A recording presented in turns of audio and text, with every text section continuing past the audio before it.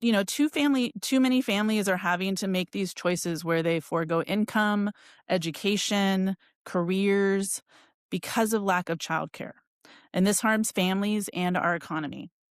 In my community of Santa Clarita, there is a development that's building 20,000 homes right now over a 10-year period. And there is no plan for childcare for those families.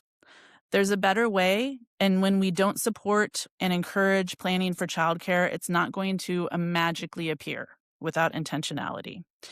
And that intentionality is what AB 1914 brings. AB 1914 would require city, and county, no later than January 1, 2033, to prepare and adopt a child care plan or integrate a child care plan into the next adoption of their general plan to address the child care needs of that jurisdiction. It highlights the importance of planning for child care in emergencies, as we saw play out in the LA fires, how critical that is. And it also has a flexibility that is allowed by existing child care plans to meet the requirement of the bill. What this bill does not do is require certain amounts of child care. Smaller cities with little demand can simply say they don't have demands for additional child care and the needs of the bill are met. But we have heard that child care leaders have tried to engage in this local process only to be met with confused looks and being brushed off that they don't belong in the conversation. So if we plan for parks where our kids play for maybe a couple hours a day, a few days a week, then we should definitely be planning for safe care of our children where they spend 8 or more hours a day. And childcare stakeholders like parents and childcare providers need to be a part of that conversation and planning process. We took amendments from cities to address major concerns. I am thankful for local leaders and city support that we've received, and want to note or highlight the City of Mountain View's support letter pointing out the bill's flexibility and preservation of local control. The bill is supported by First Five of California, Build Up California, California Commission on the Status of Women and Girls, Child Action Now and Children Now, and the Child Care Resource Center. And today I have witnesses with me, Shelly Masur, Vice President for Advisory and State Policy for the Low Income Investment Fund, and Pamela Campos, who's a San Jose City Council member. Okay, each of you will have 2 minutes. Thank you. Good morning, Vice Chair, committee members, staff. As you heard, I'm Dr. Shelly Masur. I'm the Vice President of Advisory and Policy at the Low Income Investment Fund. LIF is a national CDFI with a vision that everyone live in a community of equity, opportunity, and well-being. We seek to achieve that vision by investing in affordable housing and child care facilities, as we recognize that both are essential community infrastructure. Both make it possible for local communities to maintain economic diversity and stability for families. We're pleased to sponsor AB 1914 to ensure that cities and counties recognize the role child care facilities play in communities, and that to promote access to care, cities and counties need to plan. We're grateful to the Assembly member for authoring the bill, and we're very grateful to staff for working with us. Very helpful amendments to the bill. As a former city council member myself, I'm committed to helping build communities by building the supply of childcare. We believe that, like housing, childcare supply requires planning, and that cities and counties can support that through including childcare in their general plans or by creating a separate plan. Along with the rest of the country, California is facing a childcare crisis that is exacerbated by lack of facilities, workforce shortages, and inadequate funding. We have a multifaceted problem that requires multifaceted solutions. AB 1914 offers one by engaging cities and counties in further planning for the needs of their community by planning for childcare. My own city, Redwood City, has included childcare in their general plan since 2010, as the city continued to grow and plan for growth in housing and its economic base. This legislation would not require jurisdictions to build childcare, rather to work with the community to plan for and support childcare facilities and programs. Across the state, we are seeking ways to increase the supply of childcare through work with cities. Planning for childcare is one piece of a complicated puzzle, and we ask for your support. Thank you. Good morning, Chair Durazo and committee members. I see she's not here. Sorry, my name is Pamela Campos, and I am the San Jose City Council member representing District 2. But before I was a City Council member, I was a preschool teacher. And so the opening remarks about how early childhood leaders are facing tremendous challenges and really looking to our elected leaders to help us make sure that this workforce and essential foundation for making sure children are on that right track for the best opportunities possible in their lifetime is why this work is so personally meaningful to me. As a council member, I believe we have an obligation to support early childhood education and fully invest in the future generations of our residents. If we want to build a sustainable future, we need to view child care and early childhood education as essential infrastructure in the same way that we look at housing, roads, and public safety. As it stands, we have significant unmet childcare needs, and that needs to change. I'm here today to advocate for AB 1914, which would reaffirm that cities and counties must play a role in support of childcare. The bill makes a modest and reasonable request that we in local government consider and plan for adequate child care services that will meet our future needs. As land use agencies, we have significant control over what gets built in our communities, and with that comes responsibility to proactively identify paths for more child care. I respectfully urge you all to support this bill, and I look forward to supporting its implementation in the city of San Jose. Thank you. Okay, Me Too supporters in the audience.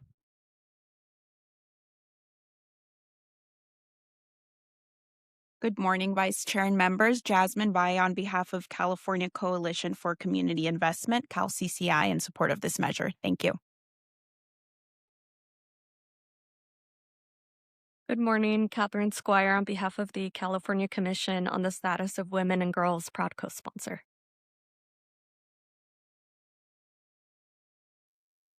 Good morning, Jalen Woodard with the Alameda County Office of Education and Support.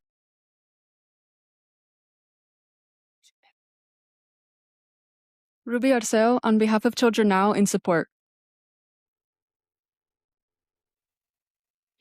Danny Kando-Kaiser here on behalf of Cameo Network and myself as a mom who struggled with childcare for too many years in strong support. Thank you. Any opposing witnesses in the opposing in the public? If you're not come to the just yes. Okay, go ahead. Yeah, Ethan Nagel on behalf of the City of Thousand Oaks in respectful opposition. Thank you. Okay, seeing none, I would like to ask my committee members any statements. If go ahead. Thank you, Mr. Chair. I support this bill.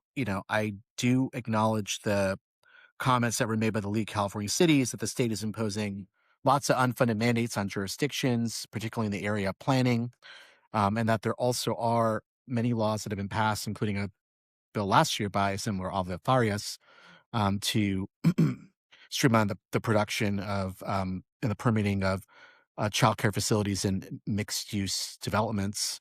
Senator Skinner had a bill that allowed by right home childcare uses in California. But I think what this bill does is ensure that's part of the general plan process that cities and counties are thinking about and planning for where childcare can be located, and develop programs and resources to help support more childcare in their jurisdiction. I think it works in tandem with those bills that have been approved to streamline the process for permitting of childcare facilities. With that, I want to thank the author for the bill, and I'll move the bill. Okay, thank you. With the rising cost of childcare, parents are struggling, and many times, sometimes childcare cost is even higher than what they bring home, and making difficult choices. And this is a rising cost is primarily we can attribute one of the major factors will be a lack of competition. And we need to, childcare is based upon the need of the population, and the population means how many homes will be planned in certain area. So that belongs to the city planning and the zoning. And so certain area, obviously, city will have a plan for in the general plan, which area will be residential.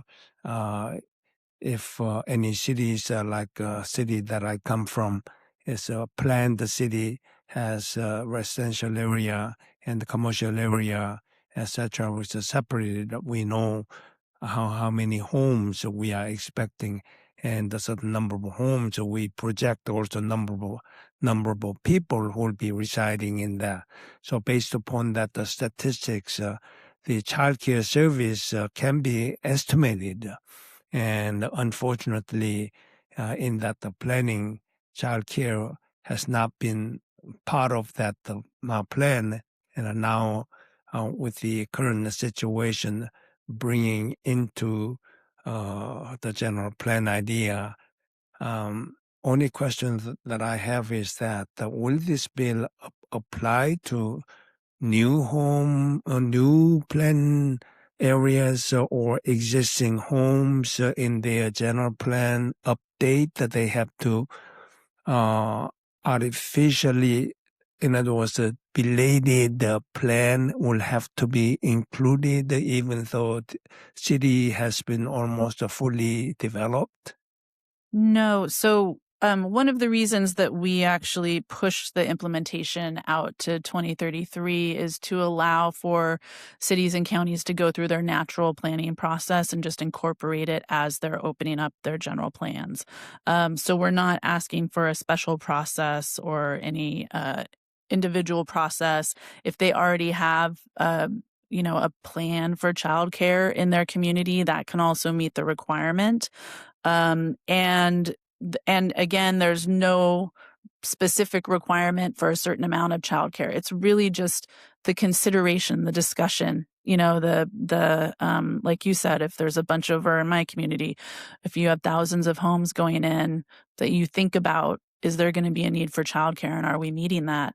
And that's part of the larger plan that is being made. But I think, to the point of Senator Aregin, that this is really complementary to bills that we have passed as a legislature before, because while we've, I think, made it much easier for child care facilities to open up, to start, to be by right, to remove fees, all of those things are important, but it doesn't always make it happen. We've seen that in housing policy, right? We've removed CEQA and we've done a ton of things to try to meet our housing need, and still not enough housing is being built, right? And so I think this helps bring the intentionality of, now we've removed a lot of barriers for these businesses to start, but let's think about where we want to make sure, where there's the need, where we want to make sure these businesses are included. And some cities can decide, look, if you're building an apartment building or a condo building with over 300 units, then you need to have a childcare center in it. There could be decisions that communities make around that, or certain requirements as community benefits for big projects coming in. I think this is a good opportunity to think bigger about how we do planning, and making sure that this is such a critical economic need of families to be able to, as a parent, go to work and know that your kid is being taken care of and safe. You can't go to work if you don't know that. And so this, I think, gives us the opportunity to be more intentional about making sure that happens. And I don't know if you have anything to add.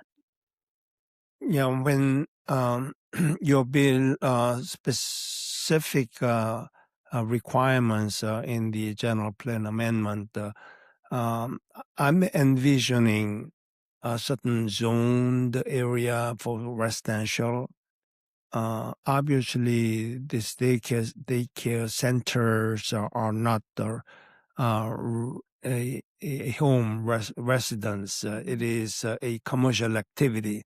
So there has to be carved area, even though that specific large 10-acre, 20-acre area has been zoned as a R1, single-family homes. But in the corner somewhere, it'll be easy place for families to drop them off. So it has to be integrated in the residential zoning with the exception carved out for commercial activities. So that's what I am interpreting. Is right? Am I understanding? I agree. I mean, yeah. So I think you make a perfect example of how, without intentionality, this is not going to happen, right? If you have a community that doesn't have the zoning to allow for this to happen, then it makes it harder. So I think that this creates it, and there's, local control still rules the day. And so communities still have that flexibility to decide, yes, that makes sense for this neighborhood that's being built, or no, there's a childcare center right nearby and we don't need that. Right. So I think that it creates that flexibility for communities to decide for themselves what really makes sense. Yeah, your bill triggered on my another point of view that worship centers for churches are in the same situation because I've seen residential areas are not zoned for institutions like a church. And when population grows, worship centers are needed, and many pastors are looking for proper site and renting schools, sometimes a commercial industrial area, which is not amenable. And then also Sunday parking situations are difficult. So the commercial building space may be available, but the parking is not available. So they have to seek for permission from resident and the commercial industrial home, the owners on Sundays. Since you are not here, may we use your parking lot? And I've seen it in my city of Irvine like that. So I think these churches, what we may call it, worship centers based upon the population, and it has to be part of the general plan, just like childcare centers. That is another category. Maybe you can take up another bill later. I think there's a lot to be said for making communities where people live more walkable, having the kind of community you want to build more accessible. And so I think this is one piece of it on the childcare side. Oh, okay. With that, any no additional question, you can make a closing statement. Thank you for the conversation. Really do think that, this has been a priority of the Women's Caucus, something that we've been fighting for a long time around more childcare slots, more availability of childcare. And I think that this is actually an incredibly impactful bill for the whole state to help us realize some of those goals. Respectfully request an aye vote. Thank you. Thank you. Motion? Okay, motion has been made by Senator Ergen. Please call the roll. The motion is due pass to the Committee on Human Services. Senators Durazo, Choi. Aye. Choi, aye. Arin, aye. Ashby, Cervantes, Laird, Sayarto. 2-0. Okay, 2-0. Leave it open. Now, number 9.